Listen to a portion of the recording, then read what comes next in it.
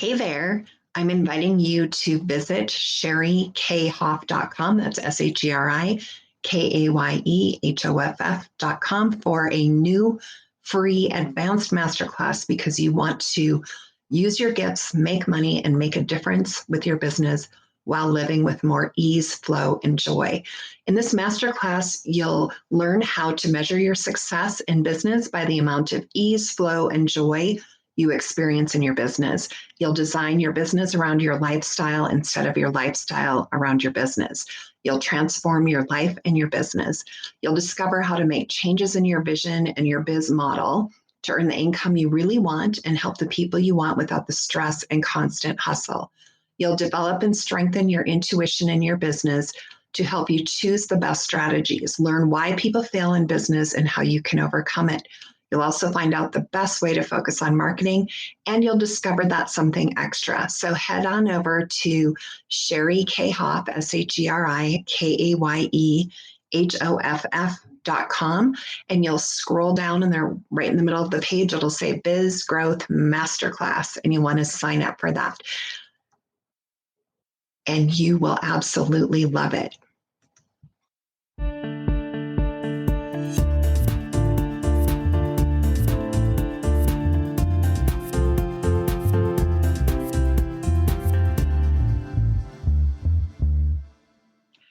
Hello. This is Sheri from the Living Joyfully Show. I'm so excited you're here today, and we have a fantastic guest for you. But I do want to remind you to stop by the website, SheriKayehOff.com, SheriKayehOff.com for some free gifts, whether you're looking for something for mindset or looking for something for business growth. So let me tell you about my spectacular guest here. Melanie Herschorn is a content marketing strategist and coach on a mission to empower female entrepreneurs. Melanie's goal is to support women business owners to land more clients by conquering their content marketing challenges. Through her company, VIP Digital Content, Melanie provides the strategies necessary for her clients to attract their ideal clients, nurture leads, and position themselves as experts in their field. A small business owner since 2012, Melanie understands the entrepreneurial journey that it truly takes a village. She has worked as a print, radio, and TV journalist and as a PR specialist in Hollywood. Melanie has won numerous journalism awards and received her master's degree in broadcast journalism from the University of Southern California. Welcome, Melanie. I'm so excited you're here. How are you doing today? Hi, Sheri. Thank you so much for having me. I'm so excited to chat today. Yeah. So when we were talking a little bit before, and I said, what's your favorite thing to talk about? You said content marketing. And so few people do that very well. So when you take on a new client or someone asks you to look at what they're doing, what are some of the common mistakes that are maybe easy fixes for people with their content marketing? Okay. So the first mistake is the unsexiest part of marketing. It's like the granny panties of marketing, which is people are not consistent. Okay. You have to be consistent because if you don't show up regularly, people are going to forget about you and they're not going to trust you because first you threw something out and then you stopped. And when there's no consistency, then you're not providing value, right? I mean, think about how many podcasts people start podcasts, right? Mm-hmm. They get up to the 7th episode and that's it. Mm-hmm. If you go through Apple Podcasts right now, you will see how many podcasts never made it past number 7. Not this one. This one's fantastic. Right. Thank you. You're welcome. But that happens because people start something and then they give up. So that's the first mistake. I would say the next mistake is trying to talk to just anybody, trying to talk to just every old person that comes across your Instagram page or is on your email list. And you can't do that. I mean, you as a business mentor know you have to speak to your ideal client. So you really have to know who you're talking to and be clear, really, really clear. And the other thing that people make mistakes, they think they have to sell on social media. So they're just screaming, buy this, buy this, buy this. But it's really about value, providing value to people so that they learn from you. They get to know you. They get to like you. They get to trust you. So if you could do those three things, be consistent and provide value and, show up and speak to the right people in a clear way, then you're doing all the right things. So what I love about that is nowhere in what you just said did you say that you have to be perfect at your marketing. It's really about, and there's really no such thing. I mean, the more you talk to people who've been in marketing like you have for so long, even marketing experts disagree about what to do. So when I approach my own marketing, a lot of the way that I approach it is through my heart and my intuition and making sure that I'm communicating from my heart. And like you said, talking really to that optimal client. So when you take on a client, people have a lot of emotional charge towards marketing. Like they usually feel like they're terrible at it, or they hate the idea of it because they don't want to come across as salesy. So how do you walk people through that so that they can just get out there and start doing it, or start letting you do it for them? And well, we have to work on mindset, because I can throw all the strategy at you in the world, but if you don't have the right mindset, then nothing's going to happen. You're not going to succeed because you're still going to be stuck. There are going to be these blocks, which with all your mindset work, right? So we work on mindset. In fact, I was just talking to a client about 5 minutes ago about how important it is for her to tell her story. Mm-hmm. And sometimes people are afraid. They're afraid to get online, and they're afraid to talk about themselves and their accomplishments, or, be vulnerable in general. And I think the greatest thing that you could do for yourself and for your business online is to be authentic and to be vulnerable, because that's what's going to attract people to you. If you're putting up this phony facade, people are going to see right through it and be like, I don't want to work with that person because they're not real. They're fake. Mm-hmm. Mm-hmm. So when you work with people, there's so many different niches with marketing. So how would you describe what you do with your clients? So I focus specifically on content marketing strategy. So we are looking at your business and figuring out what your messaging is. If you have your messaging already, wonderful. If it needs tweaking, that's what we'll do. If you're completely confused, we can figure it out. And then once we take that messaging, we figure out where you should be online. Do you need to be on all the platforms? No, you do not need to be on the platforms. I would say up to 3 max, but even then it might be too many, because you really need to focus on where your people are and what feels comfortable to you. Then once we know where we're going to be posting, and email is you got to do email. Sorry, it's a non-negotiable for me. So when we figure out where you'll be posting and working on your emails, then we kind of come up with your strategy that you can use as you go. So we come up with all the content buckets that you're going to be pulling from, and the specific things you'll be talking about and writing about. And then if you have an event or a program you're launching, we'll reverse engineer what you need to be putting out into the world so that you can get people to come and to sign up. And it's really about having a repeatable system that gets people to know, like, and trust you. Because honestly, Sheri, you can get all the leads in the world, and if you're not nurturing your leads, it's like a colander. It's just the water's just going to pour right through it. Mm-hmm. So it's great to get leads, and it's very important. But then it's also important to nurture them so that they become your clients. Mm-hmm. And I think sometimes it's like, so you have to be so clear about that optimal client, because you can end up attracting leads that aren't your optimal clients. You've spent all this time and you've got a list of 20,000 people, and they really aren't the people who really are your people. And you can't, I mean, you can maybe shape people a little bit, but you can't turn people into your optimal client. So I was working with a client the other day, and she wanted to just zoom past the optimal client thing. Like, she had like 5 things that she said. And I kept steering her back and saying, you've got to nail this or nothing, like your website, your communications, who you're doing your pitches to.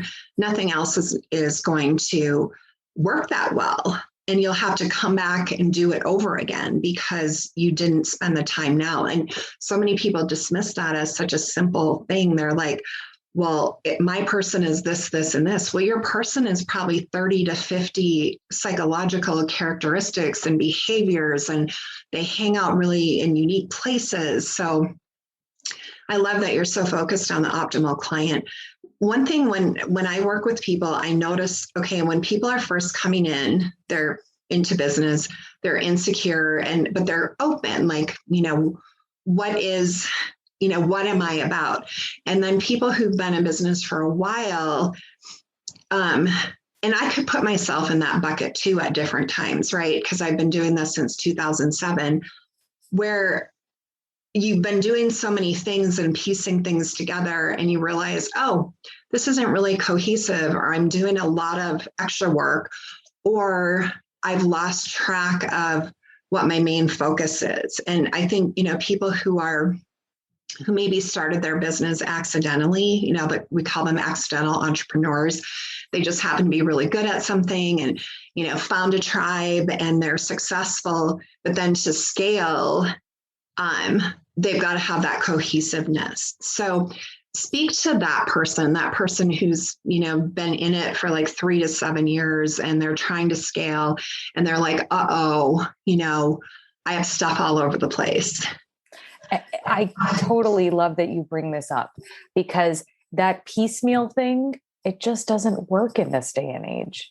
Right. You have to be cohesive online. Everywhere you are online, it has to be speaking the same message, and it has to look the same, because people need to get that cohesion so that they get to know you. And we don't have brick and mortar stores for people to walk into. I'm a content marketing strategist and coach. I don't have a store where somebody can open the door, pick up things, look at them, ask questions. All they have is what I put out online, right? So they can read my blogs, they can read my emails, they can follow me on Instagram or be in my Facebook group. And that's it. That's the only way they're going to get to know me. So if you are just sort of throwing spaghetti at the wall and seeing what sticks, and you don't have a cohesive message, then you're going to be losing people. You may have a whole ton of leads, but then they're kind of like, I'm confused, and confused people don't act. They just keep going. Right. So, I can relate to the spaghetti on the wall thing, like my first year in business, and I have a business background, but the online piece was totally unknown. And it was actually 2007 was kind of cutting edge. Like, that's kind of when all the online stuff really started happening for service professionals. So I remember that feeling. And then I have rebranded myself several times over 14 years because you evolve and what you do changes, and it has to, because, otherwise you look like something from 2007, right? So you kind of talked a little bit to that person who's piecemealing it, but what about to the person who's on the edge of needing to rebrand or wanting to rebrand? I too have rebranded. It's okay. It's really okay to do. And it's actually pretty simple. If you're worried that Instagram isn't going to let you change your name, they are. And you get to keep all the same people. You can always change your domain name and have it redirect from your old domain name. Rebranding is a great thing to do. You can reinvent yourself. It's okay. And you should do it because you want to, exactly like you said, stay cutting edge. You want to be on track. You want to be showing others that you're not a dinosaur, that you know what's going on, and that you're awesome and you're putting it out there. Yeah, I love that. I love that. So if people want to get in touch with you and, they're saying, hey, Melanie is a super cool person and, I want to have her help me, or I want to ask her some questions, or, I want to hire her. What's the best way for people to get in touch with you? Well, the best way to get in touch with me is to just get on a call with me. You can go to meetmelanie.live. And I would love that. I also have a really fun quiz, which your listeners might want to take. It's to find out if your content is winning you clients and sort of figuring out the gaps in your content, or maybe your content's doing amazing and then you'll get perfect. And that's just at mycontentquiz.com. Okay, mycontentquiz.com. That's simple. That's easy. Mm-hmm. Gee, you might be a marketer. Thanks, Sheri. I might be. So if if I know that when I talk to people, their marketing is just, they either don't want to deal with it at all, or they're doing too much. And they tell a lot of different stories about it. So if there were one or two things that people could start and immediately do today, what would you say would be those one or two things? Oh, this is a great question. Thank you. So the first thing is, I want you to look at what you're putting out there, and with no judgment. Just look and figure out if it's really talking to the person you're intending it to talk to. And if it's not, take a step back and go, okay, well, how can I change my message so that I'm really talking to my ideal client? And then the second thing that would be really great would be if you could always make sure you have a call to action. In anything that you do, if you can have a call to action that leads people to the next thing, and it doesn't have to be buy this now. It can be simply join my community on Facebook. Mm-hmm. Whatever it is, bringing people to the next thing, the next level, so that they can get to know you more. And because, look, if the pandemic has taught us anything, it's that it's easy to feel isolated. Mm-hmm. And having an online business and being able to market your business online is such a benefit, because you can create relationships online. I've never met Sheri in person. I wish I can. I one day hope to, but we established a relationship over Zoom. So if you think of it that way, that all of this content marketing, everything that we do online is to really establish relationships, then leading people to the next thing is going to get them to get to know you better.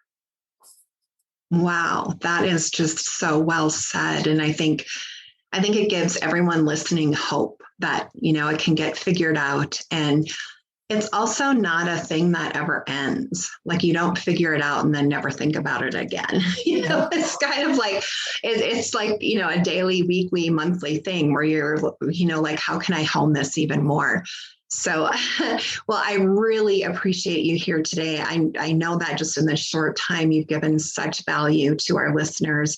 And can you say those websites again? Oh, absolutely. So if you'd like to chat with me directly, it's meetmelanie.live. And I would love for you to take the content quiz, and it's just at mycontentquiz.com. Okay, perfect. Thank you. And thank you, everybody. I will talk to you soon. Bye now.